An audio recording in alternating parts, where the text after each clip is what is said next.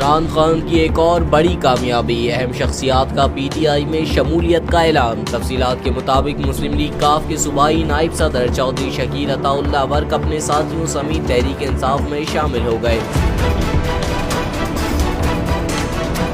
پاکستان تحریک انصاف میں شمولیت کے موقع پر چودھری شکیل عطا اللہ ورک کے ہمراہ چودھری عمر آفتاب، منظور آصف ورک، میاں افضل حیدر، غلام نبی ورک بھی موجود تھے۔